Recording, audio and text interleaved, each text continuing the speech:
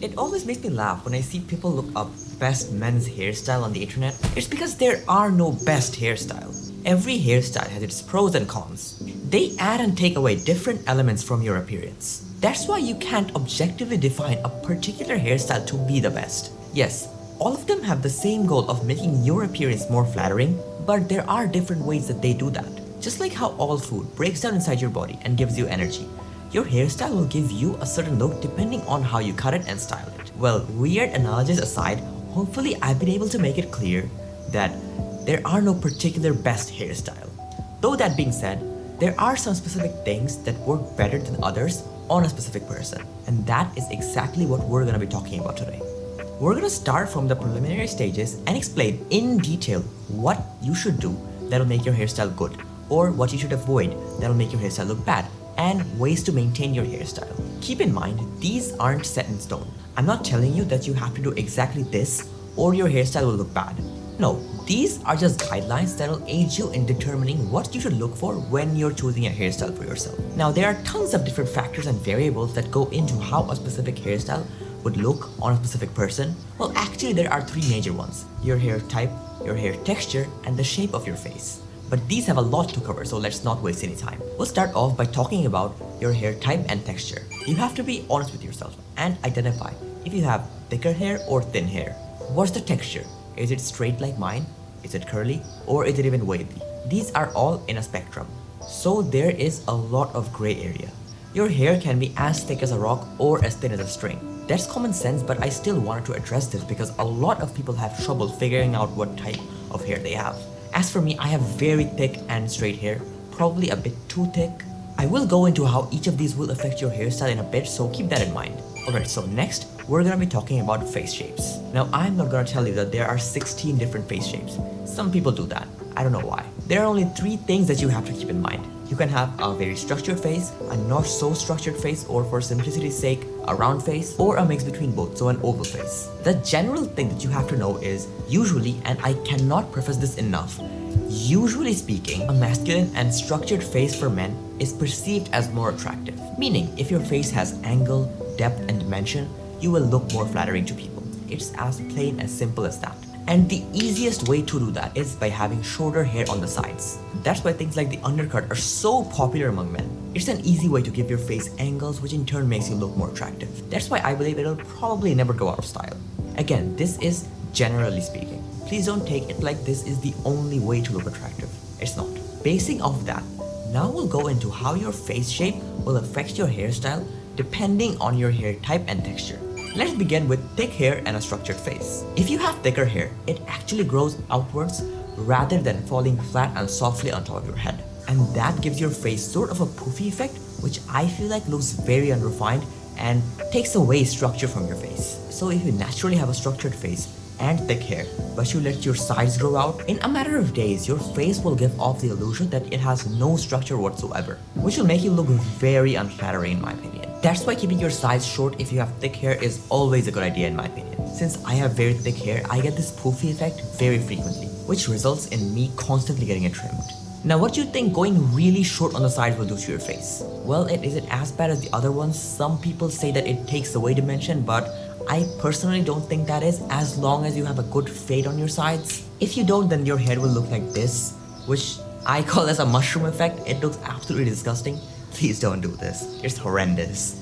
Now we have thin and structured face. This has its own pros and cons that are vastly different from the previous one. Since thinner hair will fall softly on top of your head, you can experiment with growing out your sides a bit. And this is one of my personal favorite hairstyles. Sad that I can't pull it off just because biologically my hair doesn't work this way, but I always get excited when I see other people wear their hair like this. Of course, you can also keep the hair on your sides short as well, though having them longer on the sides will soften up your structured dimensions, giving it contrast by its mellowness. The smoothness will just balance out your face, which gives you a really playful vibe in my opinion. Unlike if you have thicker hair, it won't look so round that you lose all of your dimensions. Next is thick hair and rounded face. The principles are more or less the same as the previous ones. Keeping your hair short on the sides will give your rounded face a lot more structured, therefore making you look a lot more flattering, just because the tightness will contrast your rounded face. But especially if you have thicker hair, you cannot let your sides grow out at all. It'll just accentuate the roundness of your face, which we don't want. Though I will say going very short on the sides does have its drawback this time. If you have a round face and you go too short on the sides, then there literally won't be enough hair to give your face dimension. Your face will just look more round. I hope that makes sense.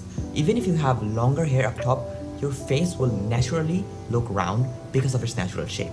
For thin hair and rounded face, almost all of the rules apply. But I'll add one thing. You can experiment with growing out your hair a bit. It's still probably best to keep it tight, but experimenting with it and letting it grow out might not be a bad idea. But don't go overboard because, as I've said, keeping your hair longer on the sides if you have thinner hair will add mellowness to your face, and if you do it too much, it'll just take away your dimensions. Well, that's about everything I can cover in terms of this. Let's just do a quick recap of what we've learned so far. Feel free to screenshot this. Actually, I want you to screenshot this.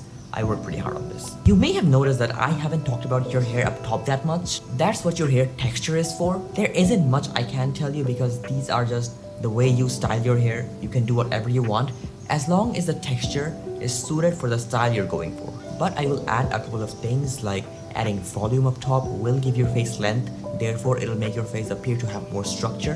That's why I would recommend growing out your hair up top. But if you can't or you simply don't want to, then shorter hair can also look very good, and in some cases way more flattering. Like a buzz cut and a short and textured look can look very sharp. But your sides really do have to complement your hair up top if you have shorter hair.